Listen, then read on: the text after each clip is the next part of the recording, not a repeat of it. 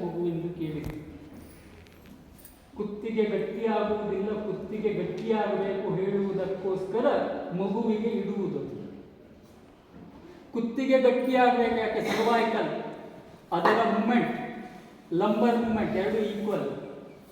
ಅಲ್ಲಿ ಕೊಟ್ಟ ಮರುಕ್ಷಣ ಸೊಂಟ ಆರಾಮಿದೆಯಲ್ಲ, ನೀವು ಜಾಸ್ತಿ ಕೊಟ್ಟರು ಮತ್ತು ಅದೇ ತಲೆ ನಿಂಬು ಗೊತ್ತಿರಲಿ, ಅದಕ್ಕೆ ಅಳತೆ ಉಂಟು. ಅದಕ್ಕಾಗಿ ಸಣ್ಣ ಜಸ್ಟ್ ಈ ಪಾರ್ಟ್ ನೆಲಕ್ಕೆ ಟಚ್ ಆಗ್ತಾ ಇರಬೇಕು, ಅಷ್ಟೇ ಸಣ್ಣ ರೌಂಡ್ ಇಡಬೇಕು. ನೀವು ಮಗ್ಗಲಾಗಿ ಮಲಗಿ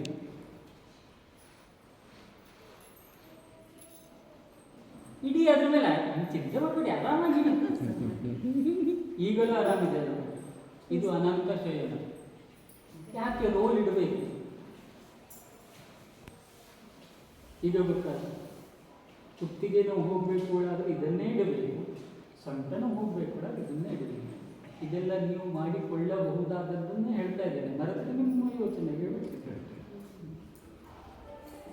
ಸೊಂಟಕ್ಕೇನಾದ್ರು ಭಾರ ಉಂಟು, ಕುತ್ತಿಗೆಗೆ ಏನಾದ್ರು ಭಾರ ಉಂಟು, ರಿಲ್ಯಾಕ್ಸ್ ಆಗಿ ಮತ್ತೆ ಹಂಗಾದ್ನಾಗಿ ಎಷ್ಟು ಆರಾಮಿದೆಯಲ್ಲ. ಇದು ಸರಳ ಸೂತ್ರ. ಅದಕ್ಕಾಗಿ ಹೇಳಿದೆ ಶಿಲ್ಪಶಾಸ್ತ್ರ ಹೇಗುಂಟು, ಮಗು ಇದ್ದಾಗ ನಾವೇನು ಮಾಡಿದ್ದೇವೆ ಅದನ್ನು ಹೇಳಿದ್ದೇವೆ. ಅದನ್ನು ಮರೀದೇನೆ ನಾವು ಮಾಡಿಕೊಂಡು ಸರಿಯಾಗ್ತದೆ.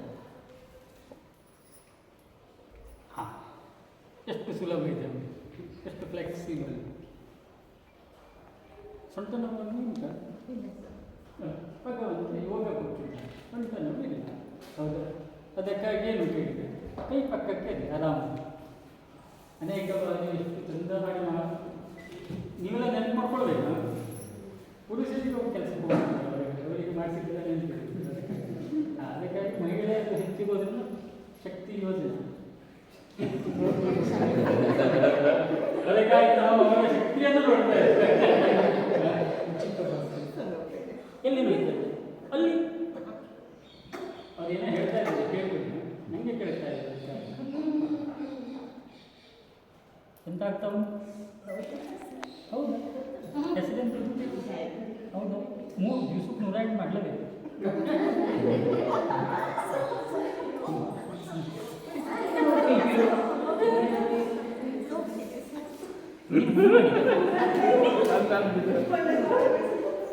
ನೋಡಿ